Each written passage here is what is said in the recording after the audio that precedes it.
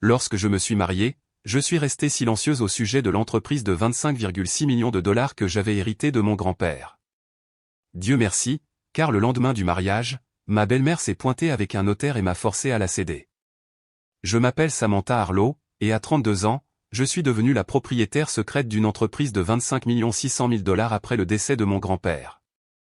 Quand j'ai rencontré Jason Miller, je suis tombée amoureuse rapidement et profondément, mais quelque chose m'a dit de garder ma richesse privée, au moins jusqu'après le mariage. Cette prudence m'a sauvée du désastre, car le lendemain où nous avons dit « oui, je le veux », ma belle-mère, Eleanor, s'est présentée à notre porte avec un notaire et des documents juridiques exigeant que je cède tout ce que je possédais. Comment j'ai riposté contre la trahison la plus calculée de ma vie. L'histoire de la façon dont je me suis retrouvé à la tête de mon entreprise commence avec mon grand-père, Walter Arlo.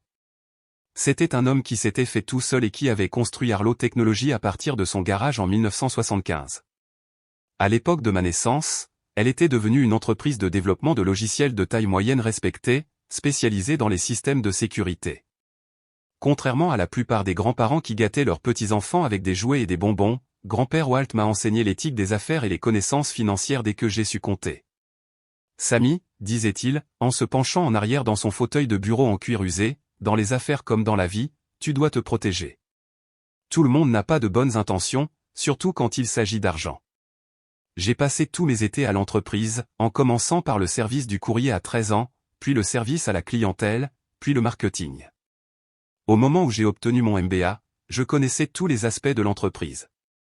Grand-père Walt rayonnait de fierté lorsque j'ai suggéré notre expansion dans la cybersécurité, une division qui a fini par doubler nos revenus. Lorsque le cancer du pancréas l'a emporté il y a 3 ans, j'ai été dévasté. Nous l'étions tous.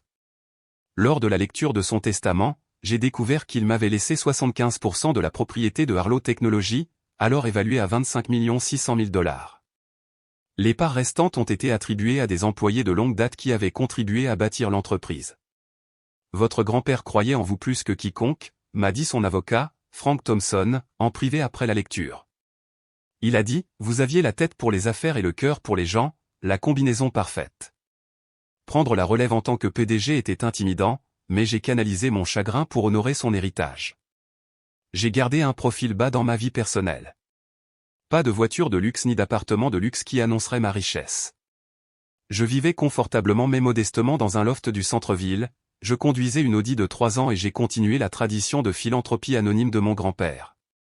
C'est lors d'un de ces événements caritatifs, un gala pour l'alphabétisation des enfants, que j'ai rencontré Jason. J'ai fait un don important, mais je n'ai demandé aucune reconnaissance. Alors que j'admirais les œuvres d'art créées par les participants au programme, un grand homme aux yeux gentils s'est approché. C'est magnifique, n'est-ce pas, dit-il en désignant une peinture colorée. Un de mes élèves l'a créée. J'enseigne en 4e année à l'école Lincoln. Il s'appelait Jason Miller, 34 ans, jamais marié, dévoué à l'éducation. Il avait un rire facile et une façon authentique d'écouter qui me donnait l'impression d'être vraiment vu. Quand il m'a posé des questions sur mon travail, j'ai donné ma réponse habituelle, je gère des investissements pour une entreprise technologique. Pas un mensonge, mais pas toute la vérité non plus. Notre premier rendez-vous était un café dans un café local, où il a insisté pour payer malgré mes subtiles tentatives de prendre l'addition. Notre deuxième était une randonnée dans la réserve naturelle de Morton, où nous avons parlé pendant des heures de livres, de rêves et de nos familles. Jason était proche de sa mère, Eleanor, qu'il avait élevée seule après que son père les avait abandonnés quand Jason n'avait que 10 ans. Elle a tout sacrifié pour moi, a-t-il expliqué alors que nous regardions le coucher du soleil depuis un point de vue panoramique. Elle a occupé 2 emplois pour me permettre de faire des études universitaires. Nous sommes tout ce que nous avons l'un pour l'autre depuis longtemps. Son dévouement à sa mère m'a touché, la loyauté familiale était quelque chose que mon grand-père avait profondément valorisé. À notre 5e rendez-vous, je tombais amoureuse. 3 mois plus tard, Jason m'a invité à dîner un dimanche pour rencontrer Eleanor. Je portais des vêtements décontractés et un minimum de bijoux, voulant faire bonne impression sans étaler ma richesse. Eleanor Miller vivait dans une modeste maison de 2 chambres dans la banlieue, méticuleusement entretenue avec des housses en plastique sur les meubles et des photos de famille recouvrant tous les murs. Jason m'a tellement parlé de toi, a dit Eleanor, son sourire n'atteignant pas tout à fait ses yeux alors qu'elle m'évaluait. Il dit que tu travailles dans les investissements. Ça doit être lucratif. ça peut l'être, ai-je répondu avec prudence, mais il s'agit plus d'aider l'entreprise à croître de façon durable que de réaliser des profits rapides. Tout au long du dîner, Eleanor a posé des questions indiscrètes sur les antécédents de ma famille, mon salaire et si mon entreprise offrait de bons avantages sociaux. J'ai esquivé aussi poliment que possible, tandis que Jason semblait de plus en plus mal à l'aise. Maman, ce n'est pas un entretien d'embauche, a-t-il finalement interrompu lorsqu'elle a demandé si j'étais propriétaire ou locataire de mon appartement. J'apprends simplement à connaître la femme dont mon fils est si épris, a répondu Eleanor avec un sourire crispé. Est-ce un crime? Malgré cette première rencontre maladroite, Jason et moi avons continué à nous rapprocher. Il était attentionné, passionné par l'éducation et me faisait rire tous les jours. Quand il parlait de ses élèves, son visage s'illuminait d'une sincère attention. Cela me rappelait l'apparence de mon grand-père lorsqu'il encadrait de jeunes employés. Après 8 mois ensemble, Jason m'a demandé en mariage lors d'une escapade de fin de semaine dans une ville balnéaire. Nous marchions le long de la plage au coucher du soleil quand il s'est agenouillé, me présentant une bague de diamants modeste mais belle. Sam, je sais que ça semble rapide, a-t-il dit nerveusement, mais quand on le sait, on le sait. Je veux construire une vie avec toi. Veux-tu m'épouser? J'ai hésité brièvement, pensant aux conseils de prudence de mon grand-père sur la façon de me protéger. Mais en regardant dans les yeux sérieux de Jason, j'ai mis ses inquiétudes de côté. Oui, ai-je murmuré, les larmes aux yeux. Oui, je le veux. Alors que nous célébrions ce soir-là, j'ai failli lui parler de l'entreprise, de ma richesse réelle. Les mots étaient sur le bout de ma langue, mais quelque chose m'a retenu. Une faible sonnette d'alarme que je n'arrivais pas à identifier. J'ai décidé de lui dire bientôt, mais je voulais m'assurer que cela ne changeait rien entre nous d'abord. Après le mariage, je me suis promis, une fois que nous serons mari et femme, je vais tout lui dire. Je n'avais aucune idée à quel point cette décision s'avérerait fatidique. Au moment où Jason et moi avons annoncé nos fiançailles, Eleanor s'est nommée chef d'orchestre de la planification du mariage. Ce que j'avais envisagé comme une petite cérémonie intime s'est rapidement élargi sous son influence. Vous ne pouvez pas organiser la réception là-bas, disait-elle, rejetant mes suggestions. Qu'en est-il du Westlake Country Club? Je sais que c'est cher, mais votre emploi dans le domaine de l'investissement rapporte sûrement assez bien. Chaque conversation revenait d'une manière ou d'une autre aux finances. Un dimanche, lors d'un brunch, pendant que Jason allait chercher des recharges de café, Eleanor s'est penchée en conspiratrice. Avez-vous discuté de la possibilité de regrouper vos comptes après le mariage, a-t-elle demandé. J'ai toujours cru que le mariage signifiait tout partager. Pas de secret, surtout en ce qui concerne l'argent. Nous n'avons pas encore décidé, ai-je répondu prudemment. Nous accordons tous les deux une certaine importance à l'indépendance financière. Le sourire d'Eleanor s'est crispé. L'indépendance est pour les célibataires, Samantha. Le mariage consiste à ne faire qu'un. Les signaux d'alarme ont continué de s'accumuler. Un après-midi, je me suis arrêté à l'appartement de Jason pendant qu'il était au travail pour déposer des papiers pour notre certificat de mariage. Eleanor avait une clé à un autre problème que je prévoyais régler après le mariage et était censé y déposer une casserole faite maison. Je l'ai trouvée dans le bureau de Jason, en train de fouiller dans une pile de mes documents que j'avais laissés sur son bureau, y compris des relevés de placement pour mes comptes personnels distincts de Arlo Technologies. Oh, dit-elle en sursautant, rangeant rapidement les papiers. J'ai renversé ça en époussetant. Quel gâchis. Les relevés avaient été soigneusement organisés dans un dossier, elle n'aurait pas pu les renverser. Je n'ai rien dit, mais j'ai pris note mentalement d'être plus prudente avec mes papiers. 2 semaines plus tard, j'ai entendu une conversation qui m'a glacé le sang. J'étais arrivé tôt à l'appartement de Jason pour le dîner et j'allais frapper quand j'ai entendu des voix fortes à l'intérieur. Maman, tu dois arrêter de pousser, disait Jason. Sam et moi allons nous occuper de nos finances nous-mêmes. Je ne pense qu'à ton avenir, a insisté Eleanor. Tu as lutté contre des prêts étudiants pendant des années alors qu'elle va clairement bien. Le mariage signifie que son argent devient l'argent de la famille. C'est comme ça que ça marche. Ce n'est pas pour ça que je l'épouse. Bien sûr que non, mon chéri. La voix d'Eleanor s'est adoucie. Mais il n'y a rien de mal à assurer la sécurité financière de votre mariage. Parle-lui simplement des comptes conjoints après le mariage. Une fois que tout sera légal, vous serez tous les deux protégés. Je me suis éloigné de la porte, l'esprit tourbillonnant. Jason m'épousait-il pour de l'argent? L'argent qu'il ne savait même pas que j'avais? Ou Eleanor le manipulait elle? Ce soir-là, j'ai appelé ma meilleure amie, Cathy Lawrence, qui se méfiait d'Eleanor depuis le début. Je ne sais pas si je suis paranoïaque, ai-je avoué après avoir raconté la conversation et d'autres incidents. Tu n'es pas paranoïaque. Tu es perspicace, a dit fermement Cathy. Eleanor te voit comme un gagne-pain pour elle, et peut-être pour Jason aussi. Lui as-tu parlé de l'entreprise? Non, ai-je admis. J'attendais après le mariage. Ne le fais pas, a conseillé Cathy. Je sais que tu l'aimes, mais quelque chose ne va pas, protège-toi d'abord, puis vois s'il vaut la peine de lui faire confiance avec la vérité. Le lendemain, j'ai appelé Frank Thompson, l'avocat de mon grand-père, qui s'occupe maintenant de mes affaires commerciales. Je dois m'assurer que mes actifs sont protégés avant mon mariage, ai-je expliqué, en particulier l'entreprise. Frank a immédiatement fixé une réunion. Votre grand-père serait fier de votre prudence, a-t-il dit alors que nous examinions les options. Beaucoup de gens laissent l'amour obscurcir leur jugement financier. Nous avons établi une fiducie irrévocable pour mes actions de l'entreprise, créé des ébauches d'entente prénuptiale, bien que je n'ai pas décidé si je devais les présenter à Jason, et assurer de multiples couches de protection juridique. Si quelqu'un, y compris un conjoint, tentait de revendiquer la propriété de Arlo Technologies, il ferait face à un labyrinthe juridique conçu pour protéger l'héritage de mon grand-père. Ça me semble trompeur, ai-je avoué à Frank. Le mariage ne devrait-il pas être basé sur la confiance? La confiance se gagne graduellement, m'a-t-il rappelé. Votre grand-père n'a même pas parlé à sa propre femme de certains détails commerciaux avant qu'il ne soit marié depuis 10 ans. Protégez d'abord l'entreprise, puis partagez des informations avec Jason lorsque vous serez prête.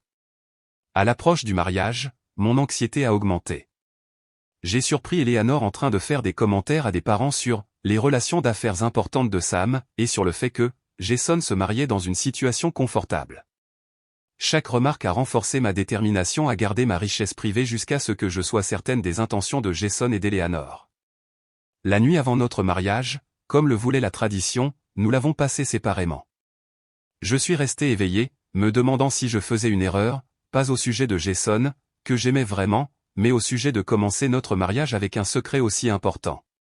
Le poids de mon entreprise de 25 600 000 $ planait sur moi comme un nuage orageux sur ce qui aurait dû être le moment le plus heureux de ma vie.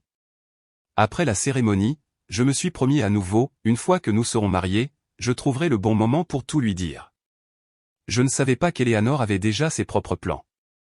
Le jour de notre mariage s'est levé avec un temps parfait de septembre, soleil, ciel bleu et juste assez de brise pour faire bruisser les décorations d'automne. J'avais choisi une robe simple mais élégante, rien de trop extravagant malgré les suggestions persistantes d'Eleanor pour quelque chose de plus spectaculaire digne de votre position. La cérémonie était prévue à 16 h au Riverside Gardens, un magnifique lieu extérieur qui ne ruinerait pas quelqu'un qui gagne un salaire d'enseignant. J'avais insisté pour partager les coûts à parts égales, bien qu'en réalité, j'ai anonymement couvert la plupart des dépenses par l'intermédiaire d'une organisatrice de mariage tenue au secret. Cathy est arrivée tôt à ma suite d'hôtel pour aider aux préparatifs, apportant du champagne et un flot constant d'encouragement. « Tu es magnifique », a-t-elle dit alors que la maquilleuse terminait son travail. « Es-tu prête pour ça ?»« Je pense que oui », ai-je répondu, lissant les rides invisibles de ma robe. « J'aime Jason. Nous pouvons régler le reste. » « Et as-tu décidé quand tu vas lui parler de Arlo Technologies ?» J'ai acquiescé. Pendant notre lune de miel. Nous allons séjourner au Lakeview Resort. Rien d'ostentatoire, mais privé. Je vais tout expliquer alors, y compris pourquoi je l'ai gardé secret. Cathy m'a serré la main. Pour ce que ça vaut, je pense que Jason t'aime vraiment. C'est juste sa mère à qui je ne fais pas confiance. Elle sera ma belle-mère après aujourd'hui, lui ai-je rappelé. Je dois trouver un moyen de faire la paix avec Eleanor. Bonne chance avec ça, a murmuré Cathy. Sur le lieu de l'événement, tout était parfait. Des fleurs sauvages et des lanternes bordaient l'allée, et le soleil couchant fournirait une magnifique toile de fond pour nos vœux. Les invités ont commencé à arriver, mon petit cercle d'amis proches, les collègues de Jason de l'école et divers membres de la famille des deux côtés. Eleanor est apparue dans une robe beige qui réussissait en quelque sorte à paraître à la fois chère et martyre. Elle a inspecté les arrangements d'un œil critique avant de s'approcher de moi dans la suite nuptiale. « Samantha, ma chère », a-t-elle dit en embrassant l'air de mes joues.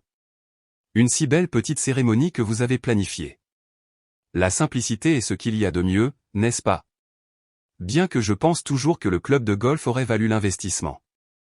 C'est parfait pour nous, ai-je répondu fermement.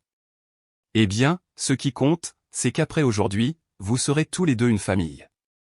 Son insistance sur le mot « famille » m'a donné un frisson dans le dos. Et la famille partage tout, n'est-ce pas? Joie, peine, responsabilité, bien. Avant que je puisse répondre, ma coordonnatrice de mariage a annoncé qu'il était temps de prendre position. Eleanor a saisi mes mains avec une force surprenante. J'ai tellement hâte qu'une belle-fille prospère rejoigne notre famille, a-t-elle dit, ses yeux calculants. Jason mérite tous les avantages après son enfance difficile. Alors qu'elle s'éloignait, Cathy est apparue à mes côtés. Que voulait la méchante sorcière? Me rappeler que la famille partage tout, ai-je dit doucement. Cathy a levé les yeux au ciel. Y compris ton compte bancaire, j'en suis sûr. Passons à travers aujourd'hui, ai-je murmuré. Je ne laisserai pas Eleanor gâcher ça. La cérémonie elle-même était magnifique. Quand Jason m'a vu descendre l'allée, l'amour dans ses yeux semblait sincère et profond. Ses mains tremblaient légèrement alors qu'il prenait les miennes, et sa voix s'est brisée d'émotion pendant ses vœux. Samantha, tu es entrée dans ma vie de façon inattendue et tu as tout changé, a-t-il dit. Je promets d'être à tes côtés, de soutenir tes rêves et d'être le partenaire que tu mérites. Mon cœur est à toi complètement et pour toujours. Je le croyais à ce moment-là. Quels que soient les stratagèmes d'Eleanor, l'amour de Jason semblait réel. Après la cérémonie, pendant notre première danse, j'ai failli laisser échapper mon secret. Le poids de ce secret pesait sur ma poitrine alors que Jason me serrait contre lui. J'ai quelque chose d'important à te dire, ai-je commencé. Qu'est-ce que c'est, a-t-il demandé, ses yeux chaleureux et attentifs. Avant que je puisse continuer, le DJ a annoncé qu'il était temps pour la danse père-fille. Comme mon père était décédé il y a des années, mon oncle l'a remplacé. Le moment de la confession était passé. Tout au long de la réception, j'ai remarqué qu'Eleanor avait des conversations intenses avec divers invités, y compris certains de mes collègues qui n'avaient aucune idée que je possédais l'entreprise pour laquelle ils travaillaient. Elle semblait recueillir des informations pièce par pièce. Pendant la coupe du gâteau, Eleanor a fait teinter son verre pour attirer l'attention. J'aimerais porter un toast aux beaux mariés, a-t-elle annoncé. À Jason et Samantha, que votre union vous apporte à tous les deux la sécurité et la prospérité que vous méritez, et que vous partagiez toujours vos bénédictions équitablement comme de vrais partenaires devraient le faire. Plusieurs invités ont échangé des regards confus face à l'étrange insistance dans son toast. Jason s'est agité inconfortablement à mes côtés. Alors que la réception touchait à sa fin, Eleanor s'est approchée de nous à nouveau, cette fois avec un dossier de documents. Un cadeau de mariage, a-t-elle expliqué en le tendant à Jason. Juste quelques papiers à examiner demain, rien qui ne puisse attendre après votre nuit de noces. Jason a pris le dossier avec une expression illisible. Merci, maman. Plus tard, alors que nous nous préparions à partir pour le complexe, j'ai trouvé un moment seul avec Jason. Ta mère semble très intéressée par nos finances, ai-je commenté prudemment. Jason soupira. Elle a tellement lutté quand papa est parti, cela l'a rendue obsédée par la sécurité financière. Ne t'inquiète pas pour ça. Je vais lui parler. Promets-moi quelque chose, dis-je en prenant ses mains. Promets que quoi qu'il arrive, quelles que soient les décisions que nous prendrons, elles seront les nôtres, pas celles de ta mère. Je te le promets, dit-il en m'embrassant doucement. Tu passes en premier maintenant. Toujours. Je voulais désespérément le croire. Nous sommes arrivés au Lakeview Resort après 23 heures. Épuisés mais heureux. La cabane au bord du lac que j'avais réservée était rustique mais confortable, avec une cheminée en pierre et des fenêtres panoramiques donnant sur l'eau. C'est parfait, dit Jason, en enroulant ses bras autour de moi par derrière alors que nous contemplions le clair de lune se reflétant sur le lac. Juste toi et moi. Cette nuit-là, alors que nous consommions notre mariage, j'ai repoussé toutes les pensées de secret, d'entreprise et de belles-mères importunes. Pendant ces quelques heures, nous étions simplement Sam et Jason, deux personnes qui s'aimaient, commençant une vie ensemble. Si seulement ce sentiment avait pu durer au-delà du petit déjeuner. Nous nous sommes réveillés tard le lendemain matin, le soleil inondant les fenêtres de la cabane. Jason m'a embrassé tendrement. Bonjour, Madame Miller, murmura-t-il contre mes cheveux. Bonjour, Marie, répondis-je, savourant l'instant. Nous avions prévu 2 nuits au complexe avant de reprendre une vie normale. J'ai décidé de parler à Jason de Arlo Technologies ce soir-là après une journée de randonnée et de détente. Le restaurant du complexe avait une salle à manger privée où nous pouvions parler sans interruption. Après un petit déjeuner tranquille sur la terrasse de la cabane, le téléphone de Jason a vibré avec un SMS. C'est maman, dit-il en fronçant les sourcils vers l'écran. Elle dit qu'il y a une urgence de plomberie dans mon appartement. De l'eau partout. Elle a besoin que nous revenions tout de suite. Elle ne peut pas s'en occuper, demandai-je, la déception m'envahissant. Ou appeler un plombier. Elle dit que le concierge a besoin de la présence du locataire, expliqua Jason, déjà debout. Je suis désolé, samedi. Nous pourrons revenir après. Quelque chose me paraissait louche dans le timing, mais je ne pouvais pas contester une urgence immobilière potentielle. Nous avons emballé rapidement et quitté les lieux, promettant de revenir ce soir-là. Le trajet de retour vers la ville a duré 40 minutes. Alors que nous approchions de l'immeuble de Jason, je n'ai rien remarqué d'inhabituel. Pas de véhicule d'entretien, pas de signe de dégâts d'eau. C'est étrange, commentai-je. On s'attendrait à ce qu'il y ait de l'activité pour un problème de plomberie majeur. Jason s'est garé et a vérifié son téléphone à nouveau. Maman dit qu'elle attend en haut. Peut-être qu'ils ont déjà réparé la fuite. Au moment où nous sommes entrés dans l'appartement, j'ai su que nous avions été manipulés. Il n'y avait aucun dégât d'eau. Au lieu de cela, Eleanor était assise sagement sur le canapé à côté d'un homme chauve avec une mallette. Une jeune femme se tenait à proximité, avec un tampon de notaire visible sur la table. Que se passe-t-il, demandai-je, regardant entre eux. Où est l'urgence de plomberie? Je suis désolé pour le petit mensonge, dit Eleanor, ne paraissant pas désolée du tout, mais il s'agit en fait d'une urgence d'un autre genre, une urgence financière qui nécessite une attention immédiate. L'homme chauve se leva, tendant sa main. Curtis Dawson, avocat. Ravi de vous rencontrer, Madame Miller. Je n'ai pas pris sa main. De quoi s'agit-il? La façade agréable d'Eleanor s'est effondrée instantanément. Il s'agit d'honnêteté et de mariage, Samantha. Ou devrais-je dire, Madame la PDG de Arlo Technologies. Mon sang s'est glacé. Le visage de Jason a enregistré un choc, puis une confusion. De quoi parles-tu, maman, demanda-t-il. Eleanor sourit finement. Votre femme vous a caché des secrets, Jason. De gros secrets. Elle n'est pas juste une gestionnaire de placement. Elle possède une entreprise de plusieurs millions de dollars. 25 600 000 dollars pour être exact. Elle se tourna vers moi, les yeux pétillants de triomphe. Pensiez-vous que je ne le découvrirais pas? Que je laisserais mon fils épouser quelqu'un avec des biens cachés? J'ai embauché un détective privé le lendemain de vos fiançailles. La pièce a semblé basculer sous moi. J'ai regardé Jason, essayant de déterminer s'il était au courant de cette embuscade. Est-ce vrai, me demanda-t-il, son expression illisible. Avant que je puisse répondre, Eleanor a continué. Maître Dawson a préparé les documents appropriés pour transférer la propriété partielle de Arlo Technologies à Jason, comme il convient entre conjoints. Mademoiselle Bradley ici est une notaire qui attestera des signatures.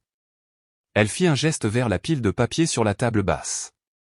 Maintenant que vous êtes légalement mariés, il est temps de combiner correctement les biens. J'ai enfin retrouvé ma voix. Vous avez organisé tout cela? Une fausse urgence pour me tendre une embuscade avec des documents juridiques? Et vous vous attendez à ce que je cède simplement mon entreprise? Pas toute l'entreprise, intervint doucement Curtis Dawson. Seulement 50% de la propriété, ce qui est la norme en matière de biens matrimoniaux. Il n'y a rien de normal dans tout cela, dis-je, la colère remplaçant le choc. Et ce n'est pas ainsi que fonctionnent les biens matrimoniaux dans cet état. Je me suis tourné vers Jason, dont le visage avait considérablement pâli. Étais-tu au courant de tout cela? Il a hésité juste assez longtemps pour que mon cœur se brise. Je savais que maman avait des inquiétudes au sujet de tes finances. Elle a mentionné avoir découvert que tu avais plus de biens que tu ne l'as déclaré, mais je ne savais rien de cette réunion. Pas exactement, répétai-je incrédule. Qu'est-ce que cela signifie? Eleanor intervint. Jason et moi avons discuté de l'importance de la transparence financière après le mariage. Il a convenu que vous devriez partager vos biens avec lui. Est-ce vrai? Demandai-je, regardant directement Jason. Il passa une main dans ses cheveux, visiblement mal à l'aise. Maman a dit que c'était étrange que tu sois si secrète au sujet de ton travail. Elle pensait que tu avais peut-être des économies que tu ne dévoilais pas.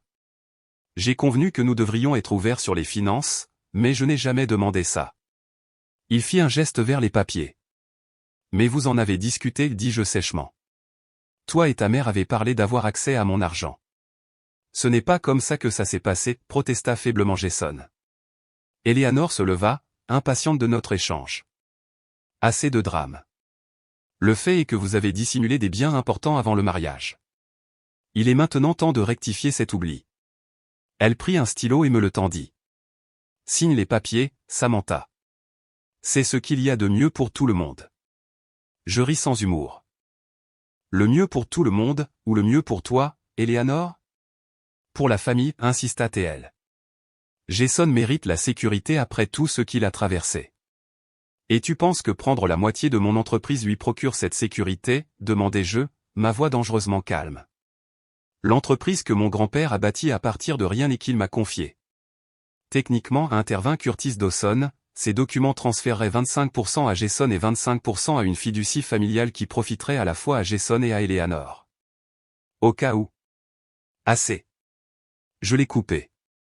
Me tournant vers Eleanor, tu veux la moitié de mon entreprise sous ton contrôle.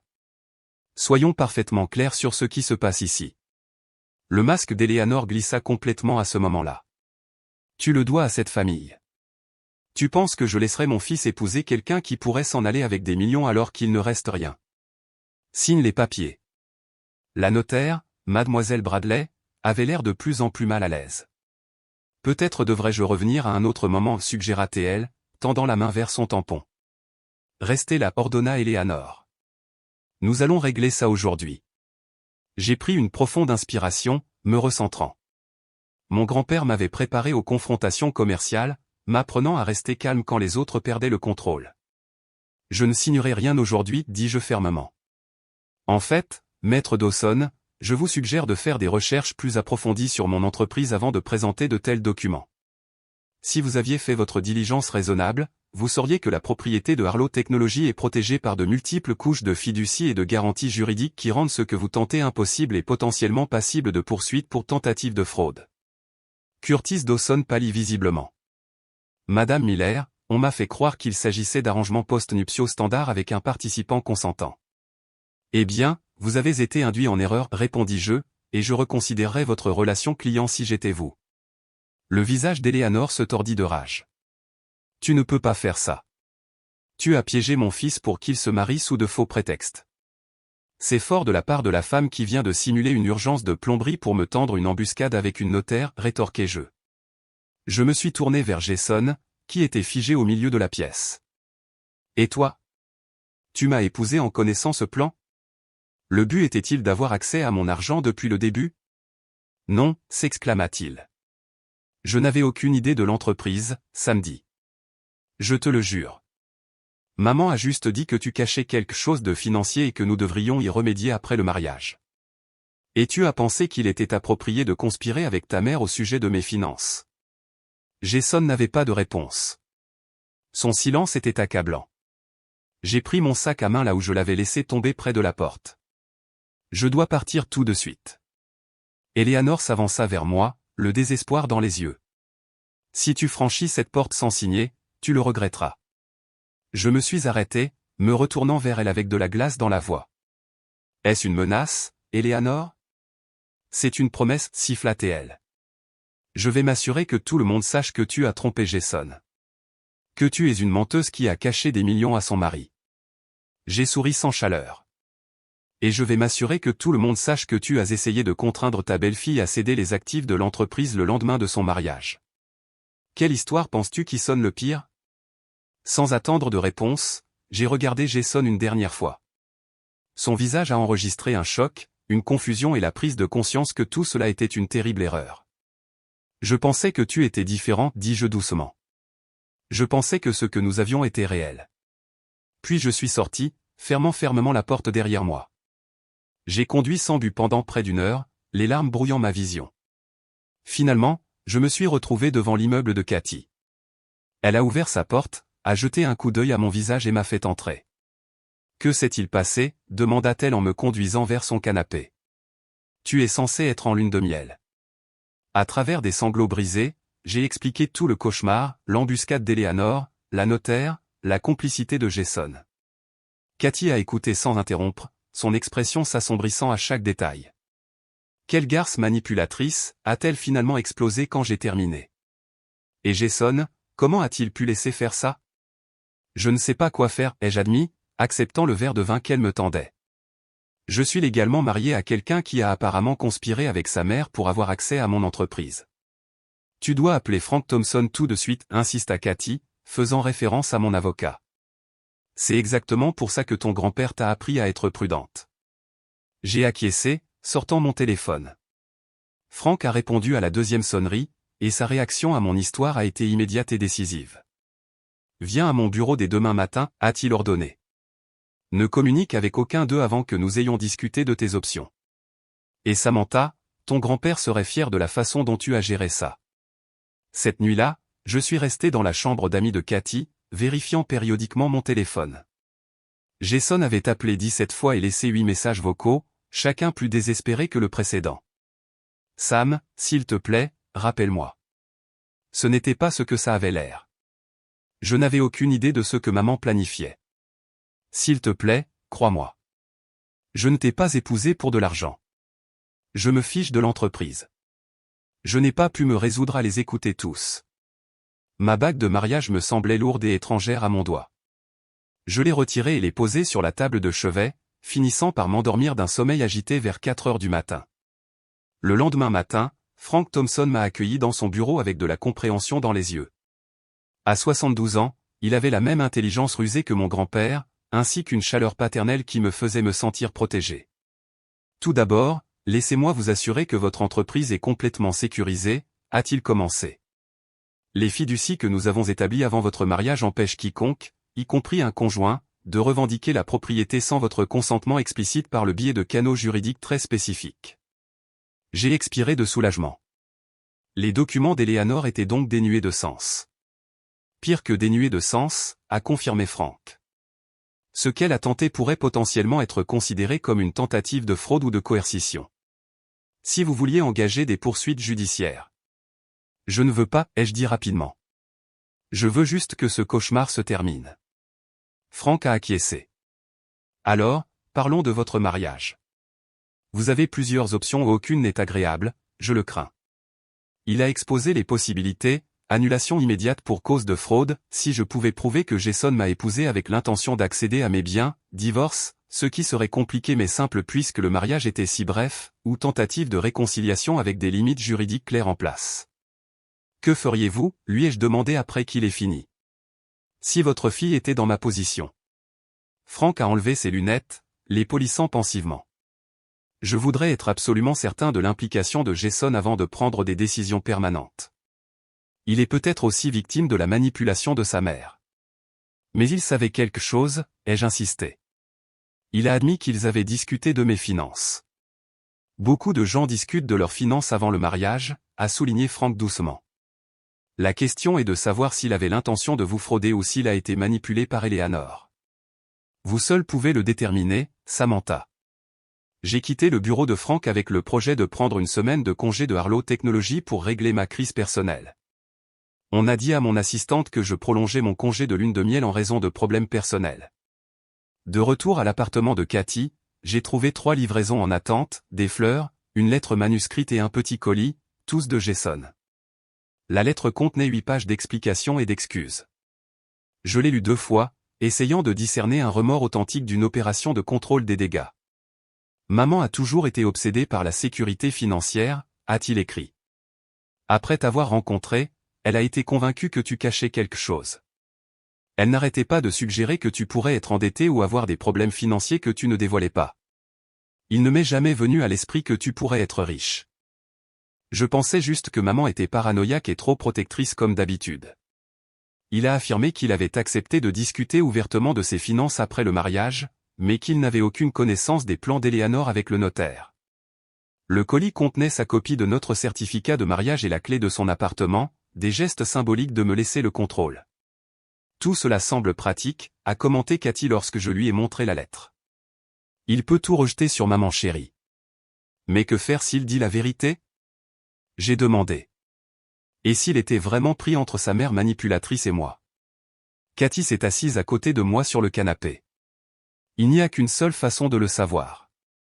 Vous devez lui parler selon vos conditions, pas les siennes ou celles d'Eleanor. Après 3 jours d'introspection, j'ai envoyé un SMS à Jason, nous devons parler. Amène ta mère. Demain, 14 h, Thomson Legal Office au centre-ville. Ce n'est pas négociable.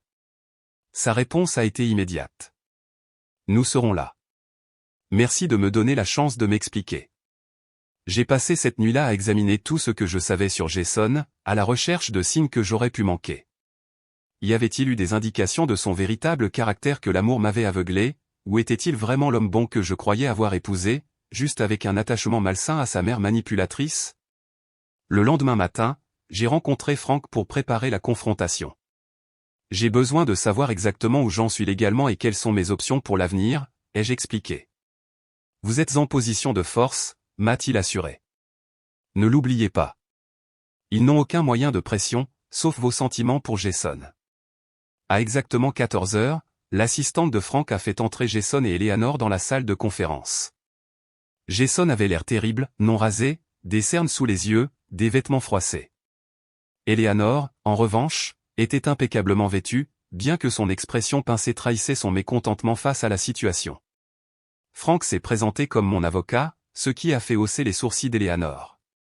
Vous aviez déjà un avocat prêt à nous tendre une embuscade, a-t-elle accusé.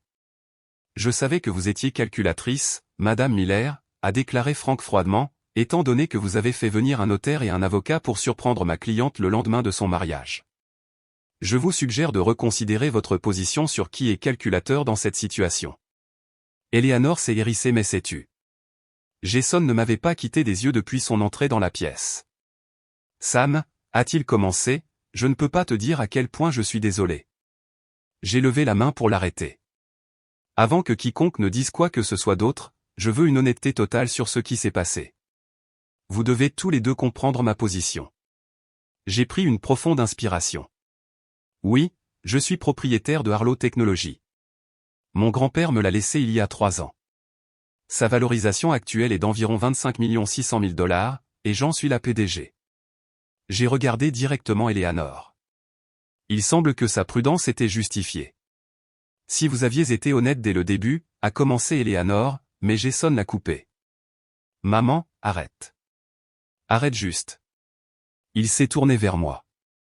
Sam, je n'avais aucune idée de tout cela, de l'entreprise, de ta richesse, de rien de tout cela. Et je ne savais certainement pas que maman avait engagé un détective privé ou organisé cette embuscade avec le notaire. Eleanor a raillé. Nous avons discuté de son secret à plusieurs reprises, Jason. Je t'ai dit qu'elle cachait quelque chose. Tu m'as fait croire qu'elle pourrait avoir des dettes ou des problèmes financiers, a rétorqué Jason. Tu n'as jamais suggéré qu'elle était riche. Tu m'as fait croire que nous devions résoudre les problèmes financiers potentiels après le mariage, et non orchestrer une sorte de prise de contrôle d'entreprise bizarre. Leur dispute a mis à nu le dysfonctionnement de leur relation. Pendant qu'ils se disputaient, Frank a discrètement glissé une note devant moi. Cela semble authentique. Il semble aussi surpris que vous. Finalement, j'en ai eu assez. Arrêtez, ai-je ordonné, et tous les deux se sont tus. Eleanor, j'ai une question à te poser, pourquoi? Pourquoi aller jusqu'à de telles longueurs pour accéder à mon entreprise? Le calme d'Eleanor a vacillé. Juste un instant, dans ce bref éclair, j'ai vu du désespoir dans ses yeux avant qu'elle ne le masque. Je protégeais mon fils, a-t-elle insisté, en m'assurant qu'il n'était pas exploité. En orchestrant un stratagème pour prendre la moitié de mon entreprise, ai-je insisté. Cela ne ressemble pas à de la protection. Cela ressemble à du vol. Tu ne comprends pas, a dit Eleanor, sa voix soudain fatiguée. Quand le père de Jason est parti, il a tout pris. J'ai occupé 3 emplois pour nous maintenir à flot. J'ai juré que je ne laisserai plus jamais Jason vivre ce genre d'insécurité. Maman, a dit Jason doucement, qu'est-ce que tu ne nous dis pas? La façade soigneusement entretenue d'Eleanor s'est effondrée. Je suis endetté, a-t-elle finalement admis. Une dette importante, les factures médicales de mon traitement contre le cancer il y a 5 ans, plus la 2e hypothèque que j'ai contractée pour aider à payer tes prêts étudiants. Jason avait l'air abasourdi. Tu m'as dit que l'assurance couvrait ton traitement, et je t'ai remboursé pour l'école. Pas assez, a chuchoté Eleanor. Les intérêts ne cessent d'augmenter. Quand j'ai réalisé à quel point l'entreprise de Samantha avait du succès, j'ai pensé que cela pourrait tout résoudre. La pièce est tombée dans le silence alors que la vérité a finalement émergé. Eleanor n'avait pas seulement voulu la sécurité financière pour Jason. Elle avait voulu un plan de sauvetage pour elle-même. Combien, ai-je demandé. Quoi? Combien de dettes? Eleanor, ai-je insisté. Elle a nommé un chiffre qui a fait halter Jason. C'était substantiel, bouleversant la vie de quelqu'un qui avait un revenu fixe, mais une goutte d'eau par rapport à la valeur de Arlo Technologies. Donc, il ne s'est jamais agi de Jason, ai-je dit doucement. Il s'agissait d'utiliser mon entreprise pour résoudre tes problèmes financiers. Eleanor n'a pas répondu, ses années de manipulation finalement exposées. Je me suis tourné vers Jason, qui avait l'air brisé par les révélations de sa mère. Et maintenant, j'ai besoin de savoir où tu te situes pas seulement au sujet de cette situation, mais au sujet de nous, de notre avenir, si nous en avons un. Jason a croisé mon regard directement. Je t'aime, samedi. Je t'ai épousé parce que je t'aime, pas pour ton argent, pas pour ton entreprise, pas pour résoudre les problèmes de ma mère. Je suis horrifié par ce qui s'est passé, et je passerai le reste de ma vie à me faire pardonner si tu me le permets. Puis il s'est tourné vers Eleanor. Mais, maman, cette relation entre nous doit changer. Ce que tu as fait était mal à tous les niveaux. Si Sam donne une autre chance à notre mariage, tu dois comprendre quelle est ma priorité maintenant. Le visage d'Eleanor s'est froissé aux paroles de son fils, des décennies de codépendance remises en question en un instant. Le choix me revenait maintenant entièrement, quitter un homme que j'aimais à cause de sa relation toxique avec sa mère, ou essayer de reconstruire sur des fondations fragiles. J'ai besoin de temps, ai-je finalement dit. Ce n'est pas une décision que je peux prendre aujourd'hui. Alors que nous nous préparions à partir, Eleanor s'est approchée de moi avec hésitation.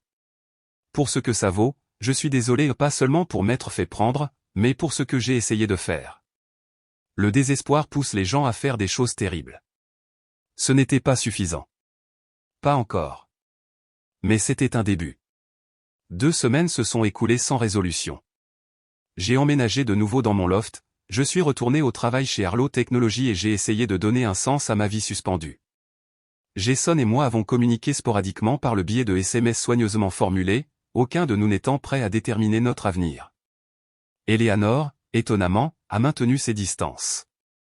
Selon Jason, elle s'était finalement inscrite à un conseiller en crédit et travaillait avec un conseiller financier pour régler sa situation d'endettement.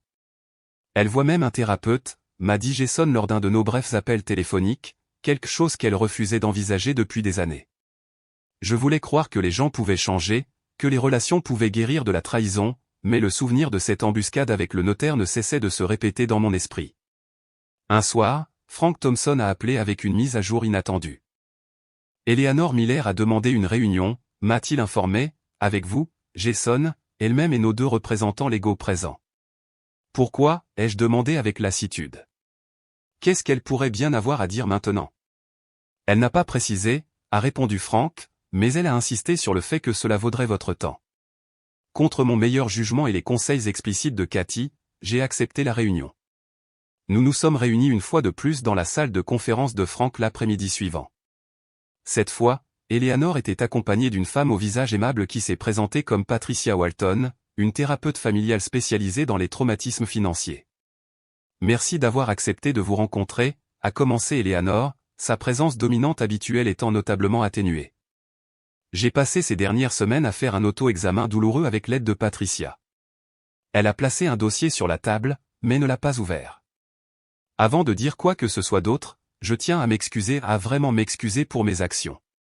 Ce que j'ai fait était inexcusable. J'ai trahi votre confiance, violé votre vie privée et tenté de vous manipuler, Jason et vous, à mon propre profit. Je suis restée silencieuse, attendant que le couperet tombe. Patricia m'a aidé à comprendre que mon anxiété financière après le départ du père de Jason a créé des schémas malsains que je maintiens depuis des décennies, a poursuivi Eleanor. Je suis devenu obsédé par le contrôle des résultats financiers, même au détriment des relations. Jason regardait sa mère avec un mélange d'espoir et de lassitude. Cette version vulnérable d'Eleanor était clairement nouvelle pour lui aussi. La vérité est, a dit Eleanor en ouvrant le dossier, je suis venu aujourd'hui pour vous offrir ceci. Elle a fait glisser un document sur la table. C'était une déclaration formelle et notariée renonçant à toute réclamation ou intérêt dans Arlo Technologies ou dans l'un de mes biens personnels, maintenant ou à l'avenir. Je veux aussi que vous ayez ceci, a-t-elle ajouté en poussant une enveloppe scellée vers l'avant. C'est une comptabilité complète de ma situation financière, toutes les dettes, tous les comptes, tout une transparence totale. Frank a examiné attentivement les documents avant de me faire un signe de tête. Il semble légitime. Pourquoi ce changement d'avis, ai-je demandé directement à Eleanor. Elle a jeté un coup d'œil à Patricia, qui a hoché la tête avec encouragement. Parce que j'ai réalisé que j'étais sur le point de perdre mon fils, a admis Eleanor, sa voix se brisant, et aucune somme d'argent ne vaut cela. Jason a pris la main de sa mère dans un geste de soutien qui aurait été inimaginable quelques semaines plus tôt. Il y a autre chose que vous devriez savoir, a continué Eleanor. Après notre dernière réunion, on m'a diagnostiqué un trouble anxieux et un SSPT financier. Cela n'excuse pas ce que j'ai fait, mais cela aide à l'expliquer. Je prends des médicaments maintenant et je travaille en thérapie. Je l'ai étudié attentivement, à la recherche de signes de manipulation. Au lieu de cela, j'ai vu quelque chose que je n'avais jamais associé à Eleanor Miller, des remords sincères. J'apprécie vos excuses, ai-je dit prudemment, et ces documents, mais la confiance ne se reconstruit pas du jour au lendemain. Je comprends, a répondu Eleanor. Je ne m'attends pas au pardon. Je voulais juste assumer mes responsabilités et essayer de réparer mes torts. Jason s'est éclairci la gorge. Sam, je sais que ma relation avec maman n'a pas été saine. J'ai permis son comportement pendant des années sans m'en rendre compte. Cela change maintenant, mais je comprends s'il est trop tard pour nous. L'honnêteté brute dans la pièce était désarmante. Ce n'était pas l'Eleanor calculatrice que j'avais appris à craindre, ni le Jason passif qui s'en remettait aux souhaits de sa mère. Qu'est-ce que vous demandez? J'ai adressé ma question à tous les deux. Une chance, a dit simplement Jason, pas de reprendre là où nous nous étions arrêtés et nous ne pouvons pas faire cela mais d'essayer à nouveau avec des limites plus saines et une honnêteté totale. Eleanor a acquiescé. Et je demande l'occasion de regagner une certaine mesure de respect, même si la confiance n'est pas encore possible. Je suis déterminé à continuer la thérapie et à maintenir des limites appropriées avec vous deux. Frank m'a passé une note. Leurs actions correspondent à leurs paroles jusqu'à présent. Votre décision. Après un moment de réflexion, j'ai pris ma propre décision. Eleanor, ai-je commencé, j'apprécie vos excuses et ces documents. C'est une première étape significative. Cependant, je dois être très clair, ma relation avec Jason est distincte de ma relation avec vous. Quoi qu'il arrive entre lui et moi, vous et moi devrons reconstruire à partir de zéro. Elle a acquiescé, acceptant cette limite sans protestation. Je me suis tourné vers Jason. Et toi et moi avons beaucoup de choses à discuter avant de pouvoir décider si notre mariage a un avenir. Je suis prête à essayer, mais il doit y avoir des conditions claires. N'importe quoi, a-t-il dit immédiatement, tout ce dont tu as besoin. J'ai exposé mes conditions, une thérapie de couple, une entente post-nuptiale formelle rédigée par Frank, des logements séparés pendant au moins 3 mois pendant que nous réglions nos problèmes et un moratoire complet sur l'implication d'Eleanor dans nos discussions financières. Et une chose de plus, ai-je ajouté. Je veux que tu comprennes mon entreprise, que tu la comprennes vraiment, l'héritage qu'elle représente, la responsabilité que je porte. Si nous allons avoir un avenir ensemble, tu dois voir cette partie de ma vie. Jason a accepté sans hésitation. Eleanor, à son honneur, a soutenu ses limites et s'est excusée de toute autre discussion sur nos problèmes conjugaux.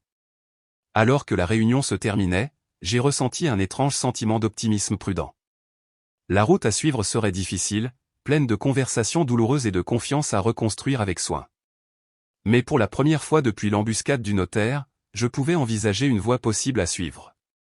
Eleanor s'est arrêtée à la porte, se retournant pour me faire face. Samantha, votre grand-père a eu raison de protéger son héritage si soigneusement, et il a eu raison de vous le confier. Quoi qu'il arrive entre Jason et vous, je veux que vous sachiez que je le reconnais maintenant. Ce n'était pas le pardon. Pas encore. Mais c'était un début. 6 mois après le mariage qui avait failli se terminer avant de commencer, Jason et moi étions assis en face du docteur Marlène Foster, la thérapeute de couple qui nous avait guidés à travers les conséquences du plan d'Eleanor. Aujourd'hui marque notre 20e séance, a noté le docteur Foster en consultant ses notes. Samantha, Jason, comment évalueriez-vous vos progrès? J'ai échangé un regard avec Jason avant de répondre. Honnêtement, ce furent les 6 mois les plus difficiles de ma vie, mais aussi les plus transformateurs. Jason a acquiescé.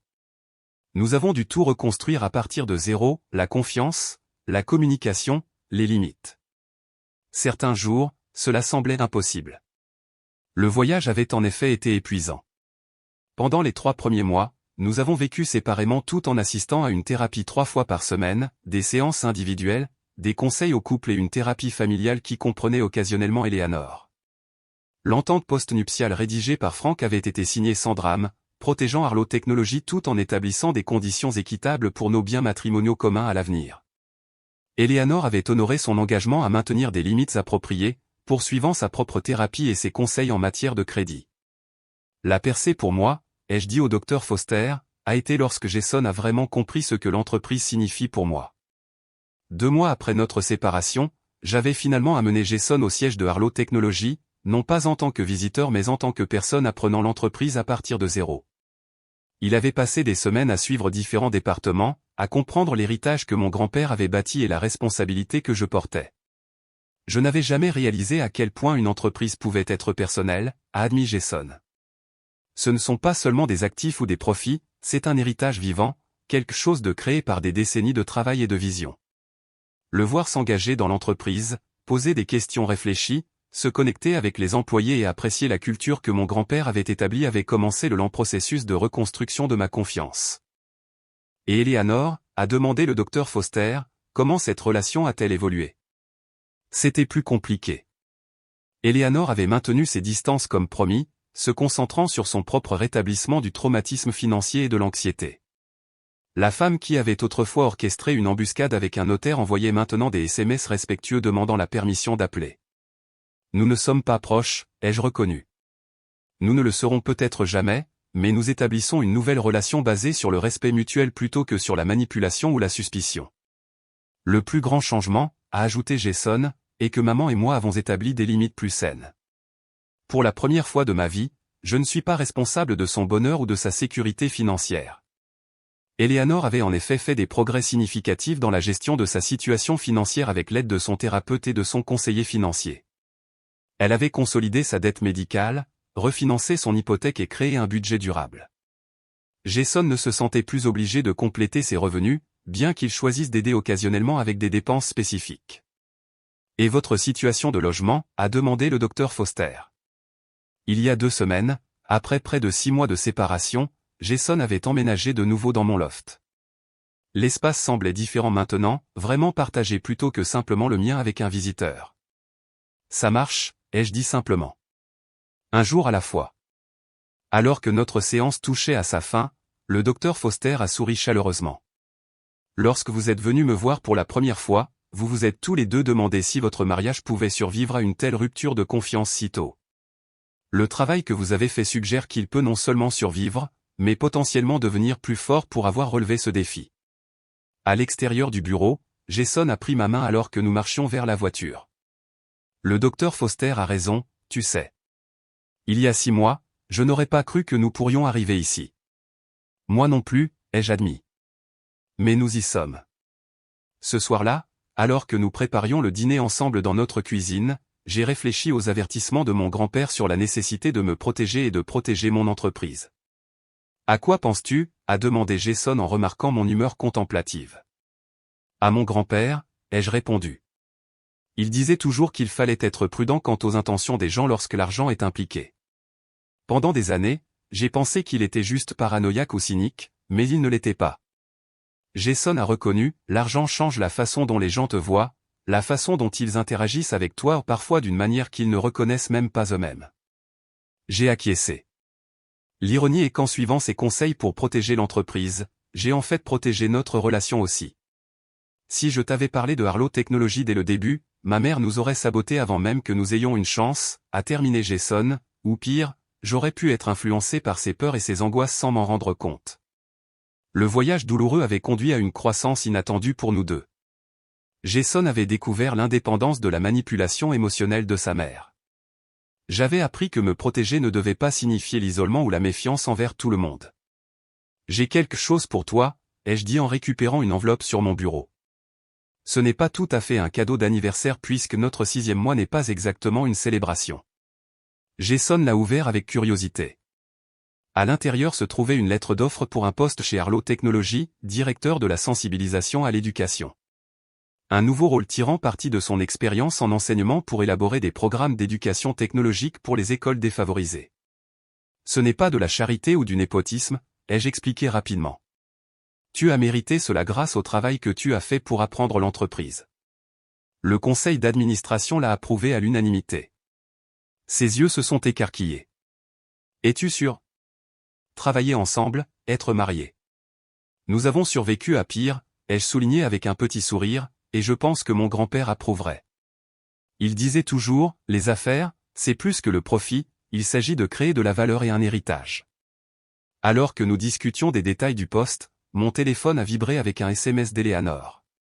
Fidèle à nos nouvelles limites, elle demandait la permission d'appeler au sujet des plans de Thanksgiving plutôt que d'appeler ou de se présenter simplement. Ta mère veut parler des projets de Thanksgiving, ai-je dit à Jason. Qu'en penses-tu? Respectant mon niveau de confort, j'ai réfléchi un instant. Je pense que nous pouvons gérer un appel téléphonique, et peut-être un dîner le mois prochain, selon comment les choses se passent. Petites étapes, limites prudentes, reconstruction graduelle de la confiance, l'approche avait sauvé notre mariage. Peut-être pourrait-elle éventuellement créer une relation saine avec Eleanor aussi. Plus tard ce soir-là, alors que Jason dormait à côté de moi, j'ai réfléchi au voyage tumultueux de cette désastreuse embuscade post-mariage à notre bonheur actuel et prudent. L'entreprise est restée protégée.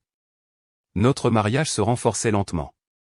Et la dynamique toxique qui avait failli tout détruire était traitée par une communication honnête et des limites fermes. La voix de mon grand-père a semblé murmurer dans ma mémoire, faites confiance, mais vérifiez. Protégez ce qui compte. Et rappelez-vous, les bonnes personnes vous aimeront pour ce que vous êtes, pas pour ce que vous possédez. Il avait eu raison depuis le début. Cacher mon entreprise de 25,6 millions de dollars avant le mariage avait en effet été la bonne décision, pas parce que cela avait empêché Jason d'accéder à ma richesse, mais parce que cela avait exposé le plan d'Eleanor avant qu'il ne puisse causer des dommages irréparables. Cette prudence initiale avait créé la possibilité d'une reconstruction honnête qui n'aurait peut-être pas été possible autrement. Notre histoire n'était pas un conte de fées, elle était désordonnée, douloureuse et en cours. Mais elle était authentique, une relation basée sur qui nous étions vraiment, pas les rôles ou les attentes que les autres essayaient d'imposer, et cela, j'ai réalisé, valait plus que ce qu'aucune évaluation d'entreprise ne pouvait mesurer. Si vous avez atteint la fin de mon histoire, j'aimerais savoir ce que vous auriez fait dans ma situation. Auriez-vous donné une autre chance à la relation comme je l'ai fait, ou seriez-vous parti après une telle trahison? Laissez vos pensées dans les commentaires ci-dessous. Et si vous avez trouvé de la valeur dans mon expérience, merci d'avoir écouté mon voyage. Et rappelez-vous, vous protéger n'est pas égoïste, parfois, c'est la chose la plus aimante que vous pouvez faire à la fois pour vous et pour ceux qui se soucient vraiment de vous.